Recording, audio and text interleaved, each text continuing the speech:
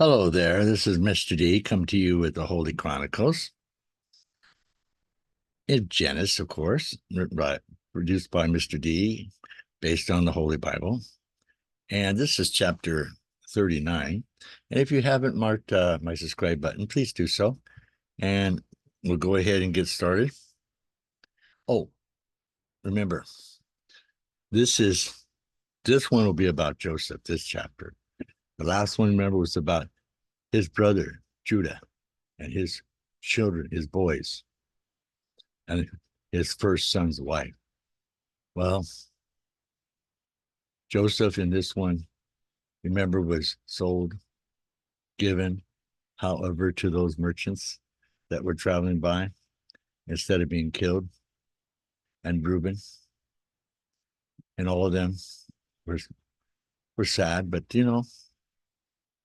I think that's what God intended it was to do, was to progress on through. And Joseph needed to go to that chapter, which was Egypt, the importance of his people to come. So why was it important? What was all these good things that happened to Joseph in Egypt? Well, in chapter 39, it talks about Joseph and Potiphar's wife. That's an interesting title. So it starts off in verse 1 of chapter 39. I'm going to scratch my head for a second here.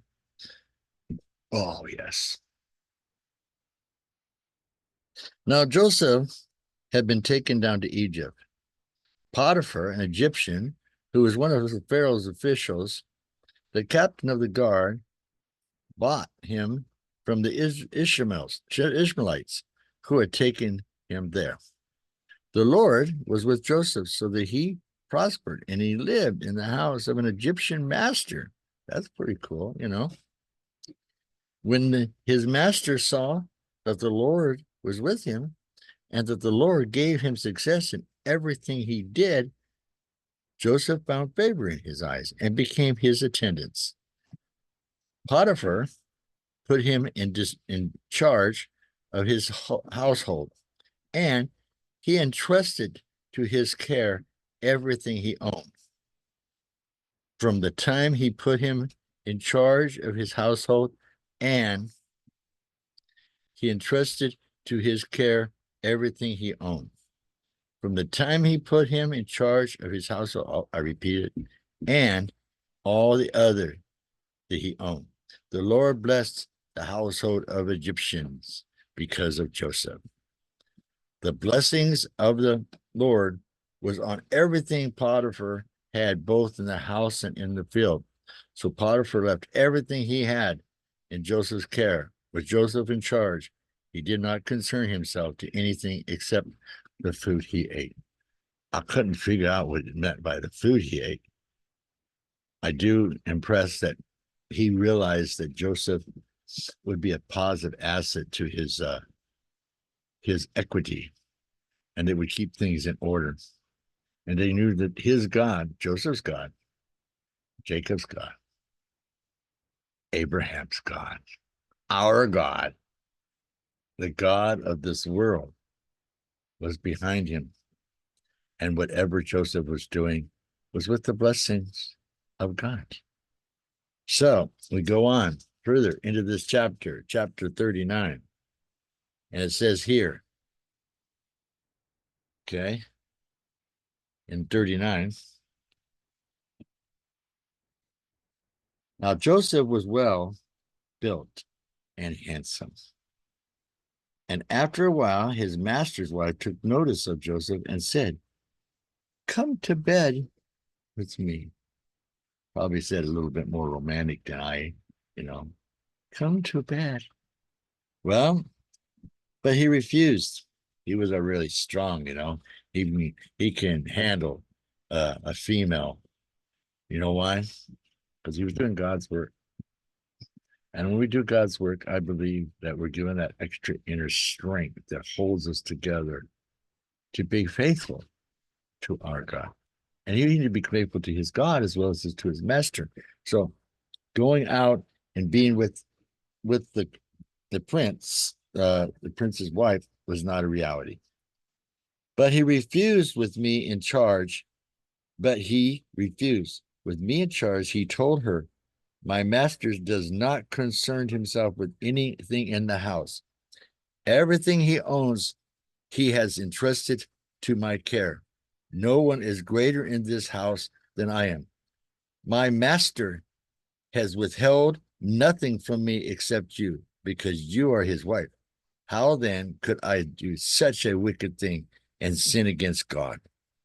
And though she spoke to Joseph day after day, he refused to go to bed with her or even be with her. He was being smart, you know. Sometimes as males, we don't really, I think in the correct manner. Causes a lot of problems in families. One day he went to the house to attend to the duties, and more of the household servants was inside. She caught him by his cloak and said, come to bed with me. But he left his cloak in her hands and ran out of the house. That's not good. Oh my goodness.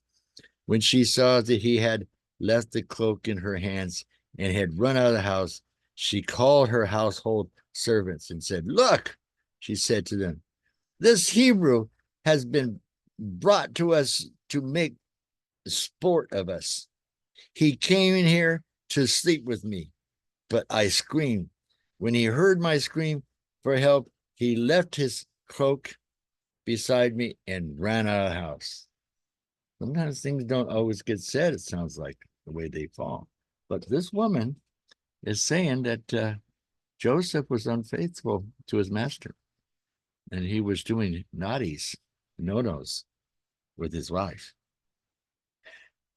So when his master heard the story of his wife and told him, saying, this is how your slave, treated me, he burned with anger. Joseph's master took him and put him in the prison, in place where the king's prisoners were confined.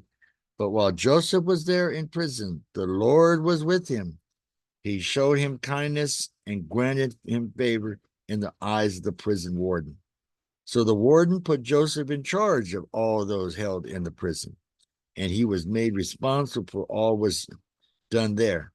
The warden paid to attendance to anything under Joseph's care, because the Lord was with Joseph and gave him success in whatever he did.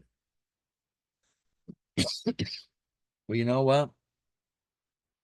Joseph gets sent to Egypt as a slave. He's brought into his master who was